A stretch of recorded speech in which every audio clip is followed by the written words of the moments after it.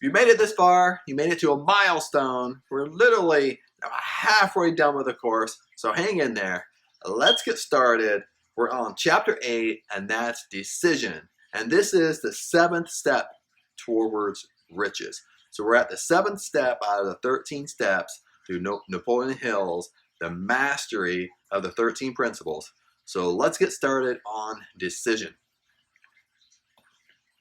And this topic, when I first started reading Napoleon Hill and really studying this book and reading it over and over and over again, this one really hit home to me, and I will explain a little bit later on, and you will get my drift. And maybe you're just like with me, maybe you're not, but it really hit home to me. This is something that I really struggled with, and I still have to work towards. Because we all have our own weaknesses and strengths, things that come easy to us and things that we have to work on. And we have to, really think and change our habits.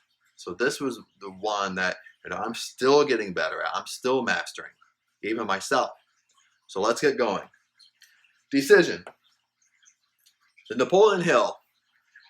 Accurate analysis of over 25,000 men and women who had experienced failure disclosed the fact that lack of decision was near the head of the list of the 30 major causes of failure. This is no mere statement of a theory. It's a fact. So remember all these self-assessments you were doing in the last module, in the last chapter? So it was in there. Now the thing you have to think is lack of decision, one of your weaknesses. But the Napoleon Hill is stating this: out of 25,000 men or women who had experienced failure, disclosed the fact that a lack of decision was near the head of the list of the 30 major causes of failure. This is no mere statement or a theory. It's a fact. You have to be honest with yourself. And I had to be really honest with myself, and sometimes even dig back on my past of, why am I like this? What happened? What went on? I'll get to that in a second. Procrastination, the opposite of decision, is a common enemy which practically every man or woman must conquer. Say this one more time.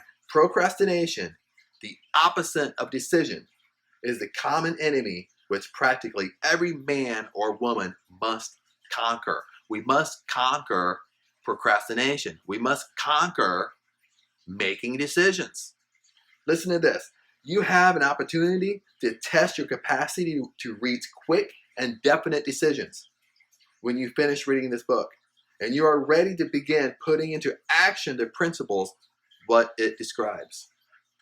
An analysis of several hundred people who had accumulated fortunes well beyond $1 million mark disclosed the fact that every one of them had the habit, listen to this, every one of them, every millionaire, every person in Napoleon Hill's time, which he studied, he knew on a personal level, that made over $1 million, stated this: reaching decisions promptly and changing these decisions slowly if and when they were changed. People who fail to accumulate money, without exception, have the habit of reaching decisions, if at all, very slowly and changing these decisions quickly and often. I'll read that one more time. People who make over $1 million have the habit of reaching decisions promptly and changing these decisions slowly if and when they need to be changed. People who fail to accumulate fortunes and money without exception have the habit of reaching decisions, if at all, very slowly, and of changing these decisions quickly and often. Then he gives an example of Henry Ford, because Ford was one of the wealthiest men of his time also. And Ford, he said, most outstanding qualities is his habit of reaching decisions quickly and definitely and changing them slowly. This quality so pronounced Mr. Ford and that it has given him the reputation of being obstinate. And then he gives an example of the Model T, which is nicknamed the world's ugliest car. So all of Mr. Ford's advisors was telling him to stop making it, taking it off the market, and Mr. Ford's decision making was firm. No, we're going to move on for it. Because the thing is, he had the habit of making decisions quickly and firm and changing them very, very slowly. And this is a massive habit that wealthy people have. And wealthy meaning up over $1 million mark, according to Napoleon Hill. Now, I've been in situations where a lot of personal development teachers read this, a lot of salesmen read this, especially if you're in sales or marketing. You'd be surprised, like with seminars, it's really kind of like a sales psychology, or even in business, you go into businesses and people, walking around, managers, directors, department heads, and they're making decisions very quickly. But this is what they're doing too, which Napoleon Hill hasn't brought up yet. Another mistake is people reach decisions very quickly, but they change them just as quick. Make sense? So Napoleon Hill is saying people have a habit of reaching decisions very, very slowly, if at all, but then they change them quick. But I've experienced, kind of a mixture where people reach decisions quickly, but they change them just as quick, which is still the great enemy. It's about reaching decisions quickly and firmly and changing them very, very, very slowly. Now, this was a very, very bad habit of mine. I mean, when I can remember when I was brought up, I was very, very indecisive. And, I always wanted my parents' opinion. I just did whatever I was told. So growing up, going through school and college, I was very indecisive. If I was around a group of friends, hanging out with friends, we just did what they wanted to do. I never made a firm decision on what I wanted to do, what I wanted to be, and all that stuff. So this really hit home to me because I'm still working on it today. That make quick and firm decisions and change them very, very slowly. Now with me, I did have a habit of once I reached a decision, I would change it very, very slowly, but it took me forever to reach it. Make sense? When I should have just followed my intuition, follow my gut feeling, and make that decision. Let's move on. So I was going to say other stuff, but I know what Napoleon Hill is going to say. So we're going to get to that. The majority of people who fail to accumulate money sufficient for their needs are generally easily influenced by the opinions of others. Let me read that one more time. The majority of people who fail to accumulate money sufficient for their needs are genuinely easily influenced by the opinions of others. So this is when we have to know thyself. Are you easily influenced by other people? And first and foremost, you might come back, no. But are you? Do you always need somebody's opinion? Always need somebody telling you what to do, what they would do in this situation? I mean, this is what most people do. When I worked I've experienced this in several different types of careers. When I was in nutrition and I counseled people in nutrition, got the same thing. When I was in finance, counseled people in finance, got the same thing. When I moved to business consulting, got the same thing. Okay? And this is what I started noticing is across the board, if I talked to somebody about nutrition and told them what they needed to do, they would go and ask their cousin who cuts hair for a living and ask them about the nutrition advice I just gave them. Then they would call me a couple days later and be like, my cousin was saying this. I just don't know what you're saying is exactly true. And then I would say, well, what does your cousin do? Oh, she cuts hair. She's a barber or a beautician. And I'm like, okay. Does that make sense? Where are we getting our advice from? See, advice should be coming from where? Our mastermind group, and 2, from mentors and coaches. See, one of the issues, people's going all over the place and just taking anybody's opinion. Same thing when I worked in finance. In beginning years of my being in finance, I was a financial advisor. So that's where you kind of start before you kind of start moving up the company and becoming a consultant and working in business and stuff like that. So it's the same exact area. Once you start talking about the finance, they call you a couple of days later and be like, well, and start debating with you. Well, I talked to my uncle and he was saying this and this and this. And I say, well, what does your uncle do? Well, he's a mechanic. Interesting. A mechanic all of a sudden becomes a financial expert. And I'm not trying to put people down, but it's an example here. Are you easily influenced by other people's opinions? Are you really searching out people? And besides making a decision yourself, you're taking opinions of other people. And I can understand why people do this because I have this problem. Let me tell you, I've worked on it very, very hard. Okay. And I continue to have to work on it. And I can understand where you're coming from. You don't want to be taken advantage of. You don't want somebody to take advantage of you. You don't want to waste your money if there's money involved in it. You don't want to waste your time. So you want somebody's opinion. Okay. But where we're going for that opinion, we're not going in the right place. Because you haven't developed what? You haven't developed, I write this down, you haven't developed no mastermind group. Remember? You're letting anybody and everybody inside this group. So this group is a select group of people. So when I draw this circle, pretend this circle is a gigantic wall. Okay? And you have a door here. Hopefully you like my art. But you have this door here, and the door is shut. Nobody can get in. They can't climb over it. Nobody can get in. They only can get in if you let them. The question is this door locked? You have control who you let in and out of this mastermind group. Or are you leaving this door wide open? What are you doing? See, most people who are not getting success and most people who struggle in this area is keeping this door wide open.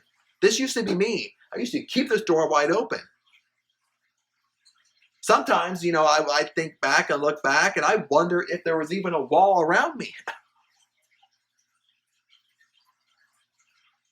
So you have to be careful where you get your advice, who you're talking to. That's why you need great mentors and coaches within inside this mastermind group. Then Napoleon Hill says one of my greatest quotes. Opinions are the cheapest commodities on earth. Opinions are the cheapest commodities on earth. One of my greatest quotes. Why? Because everybody has an opinion nowadays. Everybody has an opinion about everything. And then he continues, if you are influenced by opinions, when you reach decisions, you will not succeed in any undertaking, much less in that of transmuting your own desire for money. If you are influenced by the opinions of others, you will have no desire of your own. Listen to this. If you're influenced by the opinions of others, you have no desire of your own. What do you really want to do? What are your goals? Most of the time, it says it in here, most of the time, people have no clue what they want. You ask them what they want, and it's so vague, it's so broad, that's why you're not getting what you want. Remember, back in the introduction, chapter 1, having a definite purpose, being persistent, having a definite intense desire. You know what you want. You're very, very, very specific on what you want. Most people, when they're walking around, could tell you nothing about what they want. It's so vague, that's exactly why they're not getting it. Then you add in, if you do struggle with this, and you do struggle with the opinions of others, influences you. If you're in a relationship right now, I can almost guarantee your boyfriend, girlfriend, wife, husband, influence, their opinion is so strong on you. You're just doing what you're basically told to do. You have no wants and desires of your own. Listen to this. Keep your own counsel. When you begin to put into practice the principles described here by reaching your own decisions and following them, take no one into your confidence except the members of your mastermind group. What we just talked about. I'll say it one more time. Take no one into your confidence except the members of your mastermind group. And be very sure to your selection of this group that you choose only those who will be in complete sympathy and harmony with your purpose. You see, I've learned this from Bob Proctor and many other mentors, not just Bob Proctor, T. Harv Eker or Anthony Robbins. I remember Bob Proctor told me, he said, Chad, if you have the inkling to be coached by me, do it. If you have an inkling to go out and buy my stuff, do it. If you have the inkling to want to come to my mastermind group, do it. If you have the inkling, the intuition, the gut feeling, the thought, do it. You don't need to ask anybody else. You don't need to get anybody else's opinion or approval. It's your life. You're changing your life. See, when we get an opinion of others and they say, no, don't do it, that's what they would do. But where are they going in their life? That's what you have to look at. You have to look at results of other people. If they're not getting results that you want, why are you going to them for their opinion? Then their opinion has great influence over you. See, this is what I mean by know thyself. I'm so passionate about this because this is something I really struggle with and I really worked on for years. And I'm still working on it. Listen to this. Close friends and relatives who are not meaning to do so often handicap one through opinions. And sometimes through ridicule, which is meant to be humorous and funny. Thousands of men and women carry inferiority complexes with them all through life because some well-meaning but ignorant person destroyed their confidence through opinions or ridicule. And even with this, I think most of us can think back in our past and have a family member or a friend that used to do this to us. Maybe it's a parent. Maybe it's somebody we really looked up to. See, this is what makes personal development so hard. This is what makes it can be emotional because to succeed, and it's easy for me to say, know thyself. You have to be honest with yourself. But sometimes know thyself and being honest with yourself, it brings up garbage that we have to deal with. And this is why I say to you, don't get carried away with that garbage. Let the dead bury the dead. Move forward. Make sense? Don't get caught up in the past. Let the past be the past and move forward. You cannot move forward and succeed while driving in your car, all the while looking in the rearview mirror. You cannot do it. If someone's telling you that's how you succeed, I'm telling you right now, they don't have the results that you want. Where are you getting your advice? Napoleon Hill says, you have a brain and a mind of your own. Use it and reach your own decisions. If you need facts or information from other people to enable you to reach decisions, as you probably will in many instances, acquire these facts or secure the information you need quietly without disclosing your purpose.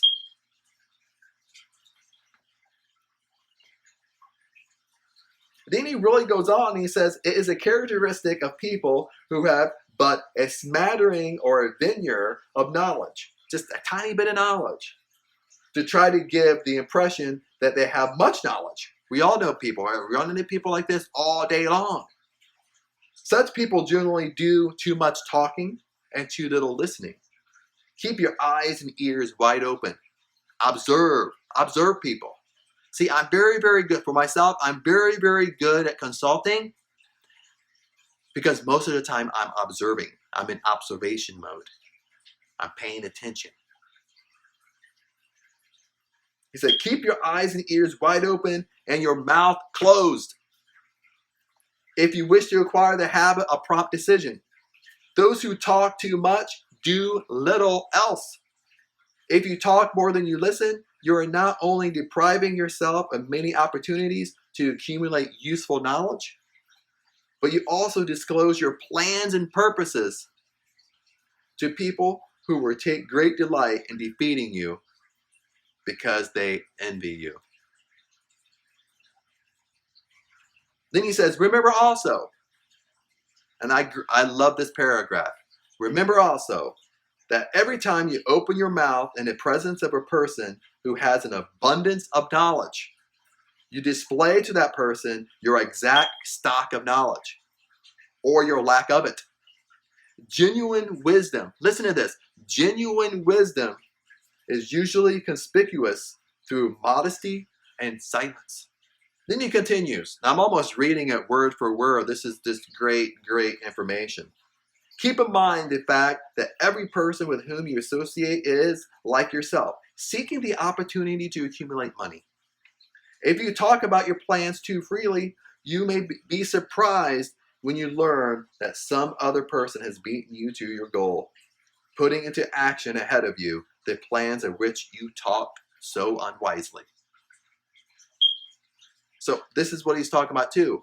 You're keeping within your mastermind group all your plans and ideas. They're helping you. If they're not inside your group, boom. But what do we do about human nature? We run around, we talk to everybody what we want to do. If that used to be me, let me tell you, we talk to anybody and everybody. Let one of your first decisions be to keep a closed mouth and open your ears and eyes. Say it one more time. Let one of your first decisions be to keep a closed mouth and open your ears and eyes. Listen, observe. This is a great quote. Tell the world what you intend to do, but first show it. Tell the world what you intend to do, but first show it. Excellent advice. Excellent words of choice. From here, Napoleon Hill deters off and gives an example. And he gives an example like Lincoln and the whole decision making, the mastermind process around the Declaration of Independence, how it was signed. I'm not going to go through it, but it's a great story. So definitely read it. You should have read it already. If not, read it again. And near the end, Napoleon Hill states this. Analyze the events which led to the Declaration of Independence and be convinced that this nation, which now holds a position of a commanding respect and power among all nations of the world, was born of a decision created by a mastermind consisting of 56 men. Note well the fact that it was their decision which ensured the success of Washington's army, because the spirit of that decision was in the heart of every soldier who fought with him and served as a spiritual power which recognizes the such thing as failure. No such thing as failure. Sorry about that. Listen to this. And he's talking about the Declaration of Independence and the whole mastermind group and developing a decision around it.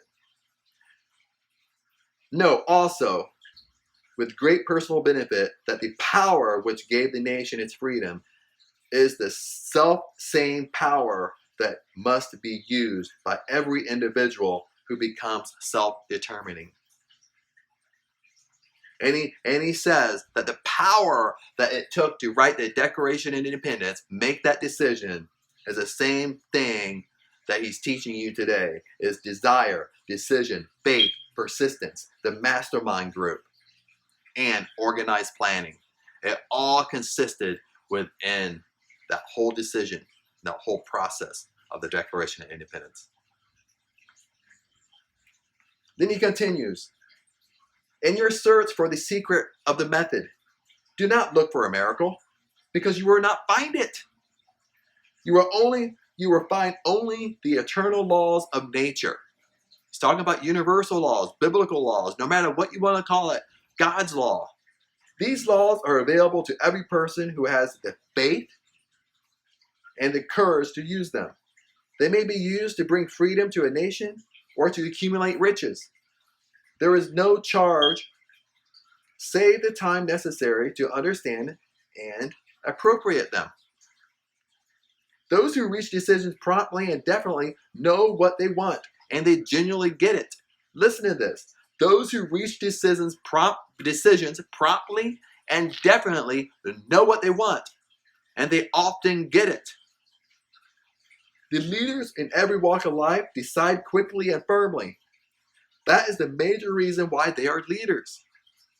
The world has a habit of making room for the man or woman whose words and actions show that he knows where he is going. Indecision is a habit that usually begins at youth. And I know this is true. This is me. Used to be. Worked really hard. Indecision is a habit which usually begins at youth. The habit takes on permanence as the youth goes through grade school, high school, and even through college, without definiteness of purpose. The major weakness of all educational systems is that they neither teach nor encourage the habit of definite decision. Then he continues with indecision. The habit of indecision, acquired because of the deficiencies of our school systems, goes with the student into the occupation he chooses, if, in fact, he chooses his occupation. Generally, the youth just out of school seeks any job that he can find or can be found. He takes the first place he finds because he has fallen into the habit of indecision. 98 out of every 100 people working for wages today are in the positions they hold because they lack the definite decision to plan a definite position and the knowledge of how to choose an employer. And this, even though Napoleon Hill said this 100 years ago, this same thing applies today. The same thing is happening today and may be happening to you. Let me end with this. Financial independence, riches, desirable business, and professional positions are not within reach of the person who neglects or refuses to expect, plan, and demand these things. Remember, you expect it, you plan it, and you demand it. Let me tell you this. When we're talking about decisions are within the mastermind group. Only. When you go to other people, they're inside your mastermind group. Decisions. Now, we're going to do a little bit review, and we're going to end this session. When it says expect, what did he say here to get it right? Expect, plan, and demand these things. Expect, plan, and demand your goals. Expect, plan, and demand a blessed life. Expect, plan, and demand being blessed. Expect, plan, and demand you accomplishing your dreams in your life. Demand it. See, it's your thought process. What are you thinking? Are you demanding these things? Or are you just wishing for them? Because remember what Napoleon Hill said, wishing will not bring riches. It's only by definite demands and following a definite purpose of what you want. We demand it. Remember we said faith. What does faith equal? Should be a review for you. Equals belief. What does belief equal? Expectancy. What does expectancy equal? You demand it.